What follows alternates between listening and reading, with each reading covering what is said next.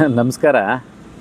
ಈ ನಮ್ಮ ಕರ್ನಾಟಕ ಸರ್ಕಾರ ನೀಡುವ ಈ ಆದಾಯ ಪ್ರಮಾಣ ಪತ್ರ ಅಂತ ಕೊಡ್ತದಲ್ಲ, ಈ ಆದಾಯ ಪ್ರಮಾಣ ಪತ್ರ ಎಷ್ಟು ಅವೈಜ್ಞಾನಿಕವಾಗಿದೆ ಅಂತಂದರೆ, ನೋಡಿ, ಮನೆಯಲ್ಲಿ ಓದೋ ವಿದ್ಯಾರ್ಥಿಗಳಿರಲಿ ಅಥವಾ ನಿರುದ್ಯೋಗಿಗಳಿರಲಿ, ವಯೋವೃದ್ಧರಿರಲಿ, ಬಡವರು, ಇವರು ಯಾವುದೋ ಒಂದು ವಿದ್ಯಾರ್ಥಿ ಶಾಲಾ ಏನೋ ಶಿಕ್ಷಣ ಪಡೀಲಿಕ್ಕೋ, ವಯೋವೃದ್ಧರು ಏನೋ ಒಂದು ಮಾಸಾಸನ ಪಡೀಲಿಕ್ಕೋ, ನಿರುದ್ಯೋಗಿ ಇನ್ಯಾವುದೋ ಪ್ರಯೋಜನ ಪಡ್ಕೊಳ್ಳಿಕ್ಕೋ ಆದಾಯ ಪ್ರಮಾಣ ಪತ್ರ ಬೇಕು ಅಂತೇಳಿ ಅರ್ಜಿ ಹಾಕಿದ್ರೆ, ಫಸ್ಟ್ ಆಫ್ ಆಲ್ ಅವರು ವೈಯಕ್ತಿಕವಾಗಂತೂ ದುಡಿಮೆ ಇರೋಲ್ಲ.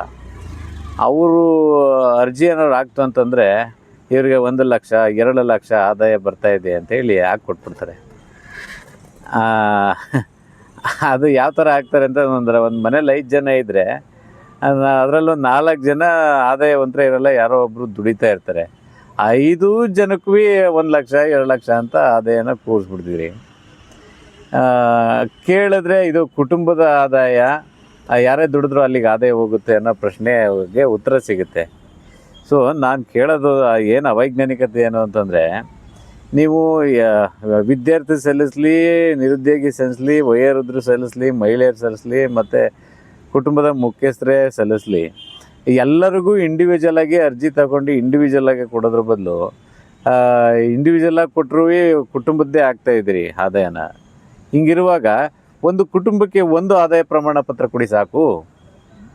ಈ ರೇಷನ್ ಕಾರ್ಡಲ್ಲಿ ಕುಟುಂಬದ ಪ್ರಮುಖರು ಸದಸ್ಯರು ಅಂತ ಇರ್ತಾರಲ್ಲ, ಆ ರೀತಿ ಮಾಡಿಬಿಟ್ಟು ಒಂದು ಕುಟುಂಬಕ್ಕೆ ರೇಷನ್ ಕಾರ್ಡ್ ಲಿಂಕ್ ಮಾಡಿಬಿಟ್ಟು, Aadhaar card ration card link ಮಾಡಿಬಿಟ್ಟು ಒಂದು ಕುಟುಂಬಕ್ಕೆ ಒಂದೇ ಆದಾಯ ಪ್ರಮಾಣ ಪತ್ರ ಕೊಡಿ ಸಾಕಲ್ವಾ?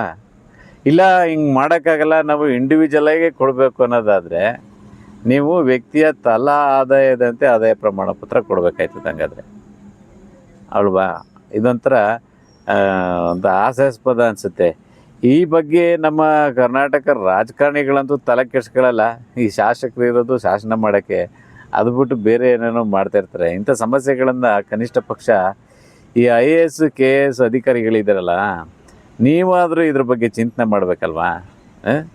ದಯವಿಟ್ಟು ಇದ್ರ ಬಗ್ಗೆ ಚಿಂತನೆ ಮಾಡಿ ವೈಜ್ಞಾನಿಕವಾದ ಆದಾಯ ಪ್ರಮಾಣ ಪತ್ರ ಕುಟುಂಬಕ್ಕೆ ಒಂದು ಆದಾಯ ಪ್ರಮಾಣ ಪತ್ರ ಕೊಡಿ. ಇಲ್ಲ ವ್ಯಕ್ತಿಗೆ ಒಬ್ಬರಿಗೆ ಕೊಡೋದಾದರೆ ತಲಾ ಆದಾಯದಂತೆ ಆದಾಯ ಪತ್ರನ ವಿತರಣೆ ಮಾಡೋ ಕೆಲಸವನ್ನು ನೀವು ಕಾನೂನನ್ನು ರೂಪಿಸಿ ಅಂತೇಳಿ ನಾನು ಮನವಿಯನ್ನು ಮಾಡ್ಕೋತಾ ಇದ್ದೀನಿ.